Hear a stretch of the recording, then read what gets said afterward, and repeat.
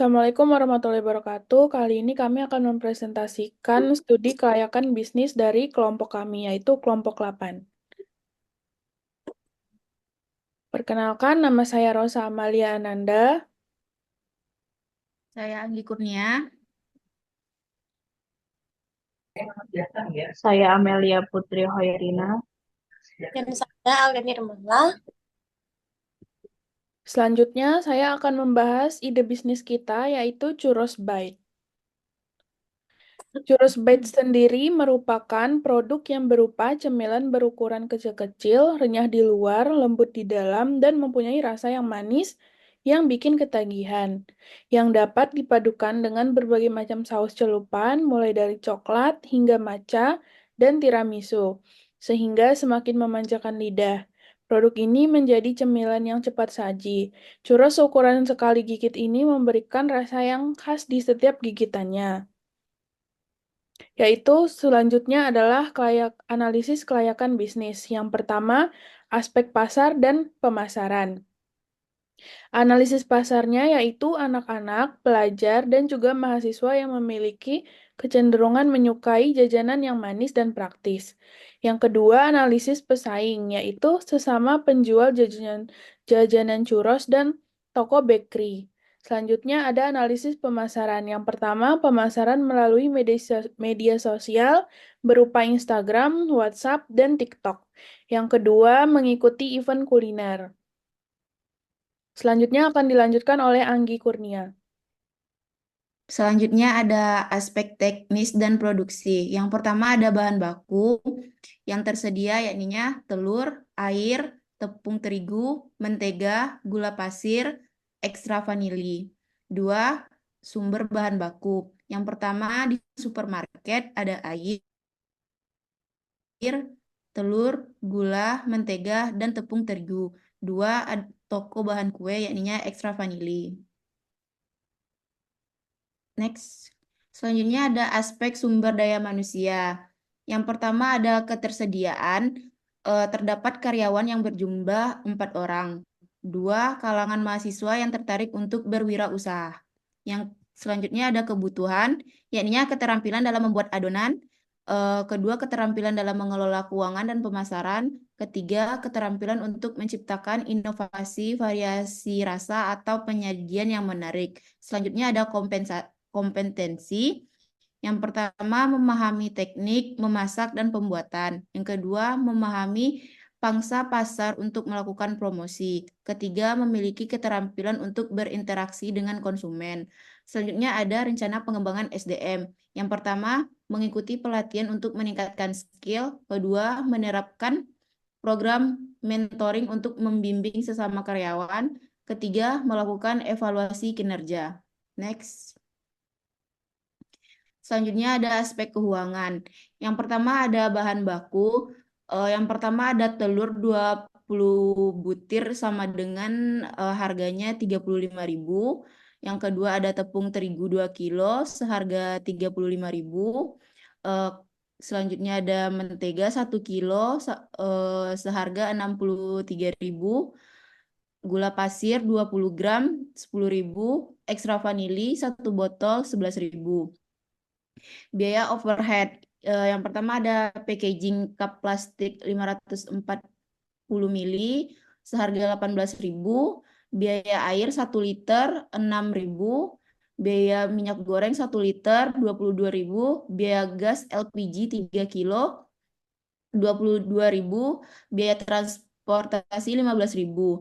HPP-nya ada total bahan baku tambah biaya, tambah tenaga kerja, tambah biaya overhead seharga 247. Jumlah produksi 100 per biji, 247 bagi 100 sama dengan 2.470 biji. Ada 200 2.400 kali 5 sama dengan 12.350. Biaya TK langsung gaji 1 orang per harinya sama dengan 15.000. Selanjutnya harga jual atau unit. Harga jual atau unit sama dengan biaya produksi per unit tambah biaya produksi per unit kali laba yang diinginkan persen.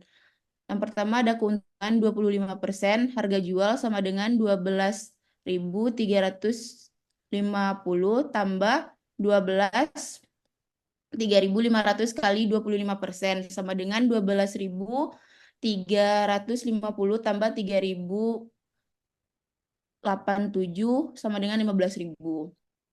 BEP satuan sama dengan biaya tetap dikali harga dibagi unit dikurang biaya variabel dibagi unit. Fixed cost-nya 1.800.200 perak dikali 15.000 dikurang 7.700 perak sama dengan 1.800.200 perak dibagi 7.300 sama dengan 246 unit. Selanjutnya akan dilanjutkan oleh Alia. Selanjutnya ada rencana penjualan periode 1 sampai 5. Rencana penjualan selama 5 minggu yaitu adalah caranya minggu pertama sama dengan harga jual per unit dikali jumlah terjual. Yang minggu pertama sama dengan Rp 15.000 dikali 30 sama dengan 450. Minggu 2, 15.000 dikali 30 sama dengan 450. Minggu 3, 15.000 dikali 30 sama dengan 450. Minggu 4, 15.000 dikali 30 sama dengan 450. Minggu 5, 15.000 dikali 30 sama dengan 450. Selanjutnya rencana arus kas untuk 5 periode. Yang pertama, periode pertama, yaitu ada penerimaan 2 pendapatan berupa 450.000. Pengeluarannya pembelian bahan baku 100.000, pembelian bahan pembantu 20.000, biaya transportasi 15.000, gaji karyawan sehari 15.000, biaya pemasaran 200.000, total pengeluarannya 350.000. Next, periode kedua, penerimaan pendapatan yaitu 450.000.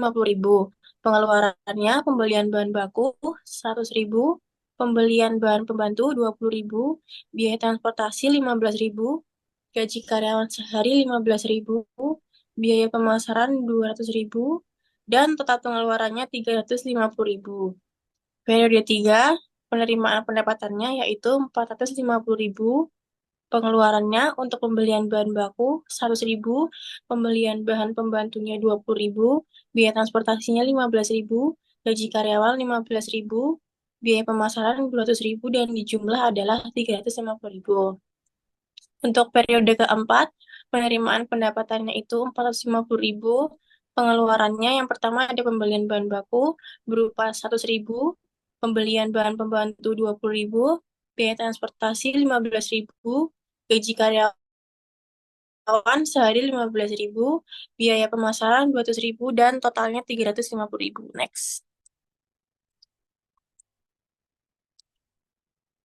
Selanjutnya, yang periode kelima itu penerimaannya 450.000, pengeluarannya pembelian bahan baku 100.000, pembelian bahan pembantu 20.000, biaya transportasi 15.000, gaji karyawan sehari 15.000, biaya pemasaran 200.000, dan total pengeluarannya 350. Nah, untuk sebelah kanan ini ada tabel selisih kas, saldo awal kas, dan saldo akhir kas. Untuk periode 1, 2, 3, 4, dan 5, mereka mempunyai nilai mata uang yang sama besarnya. Selanjutnya akan dijelaskan oleh Amel. Selanjutnya, rencana neraca. Yang pertama, aktiva. Aktiva lancar, kas 2 juta, persediaannya 600.000, gajinya 300.000.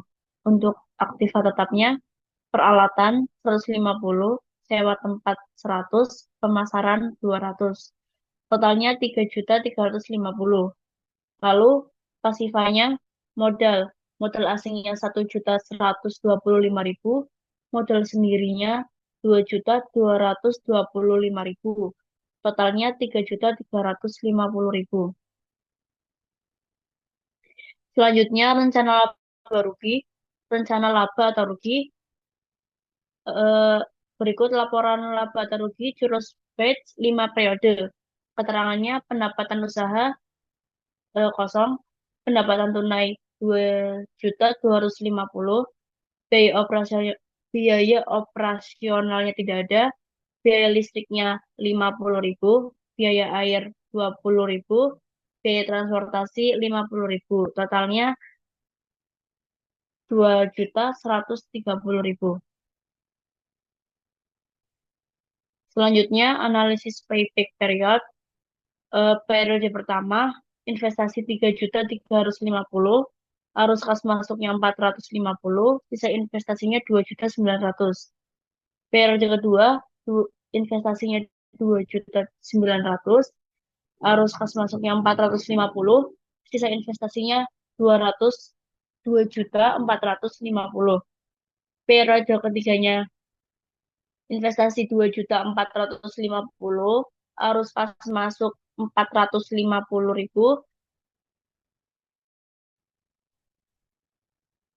sisa investasinya 2 juta. Periode keempat, investasinya 2 juta, arus kas masuknya 450, sisa investasinya 1.550. Periode 5, investasinya 1.550, arus kas masuknya 450, sisa investasinya 1.100.000. Total arus kas masuk 2.250. Lalu di rata-rata menjadi 450. Rata-rata waktu untuk mengembalikan sisa investasi 1.100.000 dibagi 450 yaitu 2 minggu. Total playback period sama dengan 5 minggu ditambah 2 minggu sama dengan 7 minggu. Next. Lalu sumber modal. Sumber modal ini yaitu dana yang digunakan sebagai modal berasal dari kombinasi dana stimulan yang diberikan sebagai bantuan dan dana pribadi yang disisihkan sehingga keduanya menjadi sumber pendanaan dalam menunjang perkembangan usaha. Lalu aspek sosial dan ekonomi. Yang pertama, dampak sosialnya yaitu menciptakan lapangan pekerjaan. Sehingga masyarakat yang tinggal di sekitar usaha kita itu mendapatkan dampak dengan mendapat pekerjaan sebagai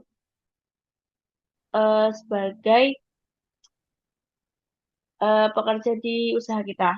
Yang kedua, peningkatan pendapatan. Lalu dampak ekonominya, satu, membantu orang mengubah ekonomi hidup. Yang kedua, mendapatkan penghasilan yang profit.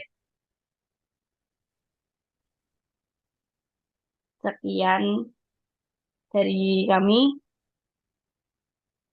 Kurang lebihnya, mohon maaf. Assalamualaikum Wassalamualaikum warahmatullahi wabarakatuh.